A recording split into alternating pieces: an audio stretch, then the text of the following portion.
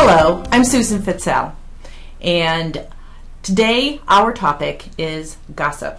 I had an experience a couple weeks ago where I was out with someone who we're just chatting away, and then suddenly I realized, oh my gosh, this person is sharing information with me that I really don't need to know, and maybe I shouldn't know. And some of it, when it started, came out as, oh, I'm sharing this with you to help you. But then as we went on and on, I realized, nah, that piece of information wouldn't really help me. I really don't need to know that.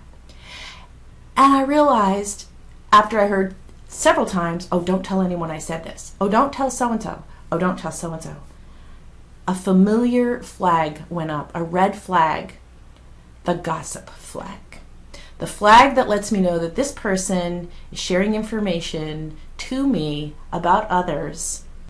The challenge is that when someone is gossiping to you, and sometimes you're caught off guard, like I was at that moment, you could be at a loss as to what to do.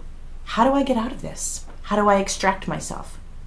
And the other huge awareness piece for me, if they're gossiping to me, chances are they're gossiping about me. Take note. Now, so what are some of the things you do if you are dealing with a gossiper? One of the things that you can do is say, are you sure this information is helpful? Ask yourself, because sometimes maybe there's some legitimate, I don't want to hurt you information there, or I'm saying this to you for your own protection. Ask yourself that question. If it's not helpful, it's gossip. The other thing you can do is just say, call it for what it is. You know, I'm really not comfortable with this conversation. Could we please, change the subject? I'd be much more comfortable. That would be step one.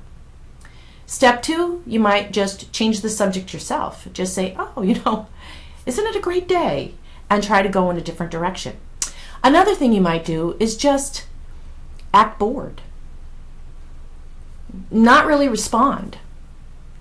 Just smile and nod and just act like you're really not into the conversation. And then change the subject. Don't engage the gossiper, because that's one of the problems that we run into is as long as we keep going with our end of the conversation, believe me, they'll keep going.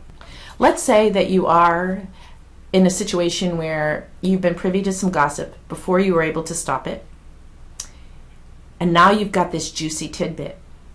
What do? My suggestion? Keep it to yourself. Because the minute we share that gossip, we spread the gossip, we are a gossip. So that's another option, is just simply keep the information to yourself. And most importantly, be careful what you share online. That is one of the worst places in the world to have gossip, because what's online is there forever. So when you're sharing things about other people, make sure it's positive, that it builds them up, that it supports, and that it never ever tears them down.